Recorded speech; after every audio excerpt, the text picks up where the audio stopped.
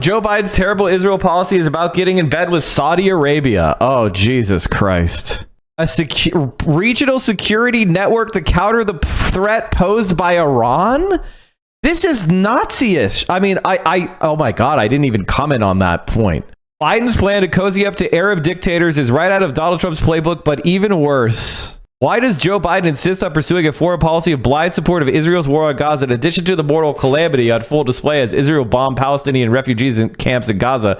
It has also exacted a political cost, damaging his relationship with his base and swing state voters.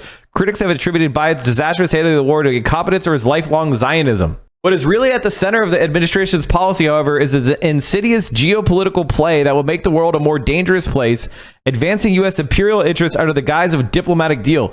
Biden wants to tie the U.S. to one of the most abhorrent regimes in the world for decades to come, striking a far-reaching security deal with Saudi Arabia, an agreement that would put American lives on the line to protect the Saudi dictatorship and lock us into a new Cold War. Biden's big plan for peace in the Middle East is straight out of Donald Trump's playbook. After going all in on Israel's genocidal campaign, the Biden administration is doing everything it can to ramp through the Saudi deal, hoping that solving the Gaza crisis could score a win heading into the election. Done what? As part of the deal, the U.S. will commit to militarily defending Saudi Arabia, a repressive dictatorship that has been a destructive force in the region for years. Biden's team has long considered a deal with Saudi Arabia to be a cornerstone of Washington's broader Middle East strategy. The pact would be built directly on Trump's administration's Abraham Accords, a set of Israeli normalization agreements with the United Arab Emirates and Bahrain, but offer nothing these deals didn't: the security guarantee.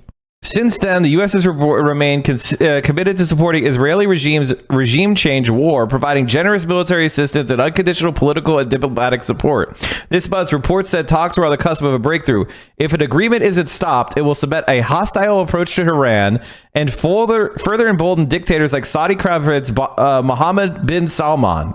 And it's no secret that Biden's push for a Saudi deal is largely about escalating its proxy war against Iran and great power competition with China. With the election closing in, few influential Democrats are willing to intervene when Biden is so desperate for a win in the region. Fewer still will say that everyone knows about a Saudi pact. It's a bad deal. The push to place American military might between Saudi Arabia and its enemies is a stark reversal. When he ran for president, Biden vowed to make the country a pariah for its rights violations and halt weapons sales. Instead, the defense pact with Saudi Arabia will be sacrificing American blood and treasure to protect a government best known in recent years for its assassination of journalist Jamal Khashoggi and its brutal war in Yemen. Incredible politics, chat. The exact details of the agreement haven't been made public, but Daniel Mouton, formerly a senior advisor to Biden's top Middle East aide Brett McGurk, outlined the broad strokes of the plan just a month after the October 7th attacks.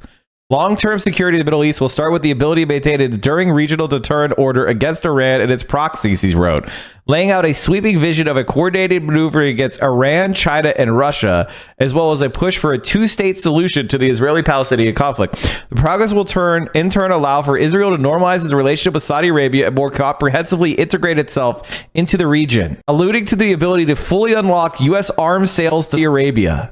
The specifics reportedly on the table for a Saudi deal would harden the adversarial relationships with Washington and rivals like Iran and China. Terrible idea. While softening Israel's isolation even as it loses international legitimacy with the Gaza war. The U.S. is reportedly considering supporting a Saudi civil nuclear program and offering access to advanced U.S. weapons that were previously off limits. This is actually treason. The country that did 9/11 getting nukes. Why does Saudi Arabia need nuclear power? It's one of the sunniest places in the world. Put up solar panels. What the fuck are you talking about? Saudi Arabia would vow to restrict Chinese investment and move away from Chinese technology, the efficacy of which has been questioned by analysts who fear that the kingdom could turn around and use an inked deal to extract more from the U.S. Then there is coup de grace, normalization between Saudi Arabia and Israel. It might, however, be the most elusive part of the deal, and not because of Saudi Arabia. Saudi Arabia has indicated that it was preparing to normalize relations with Israel in return for the creation of a demilitarized Palestinian state, with the Crown Prince ramping up arrests for those criticizing Israel online. What? Oh my God. No wonder Biden likes him.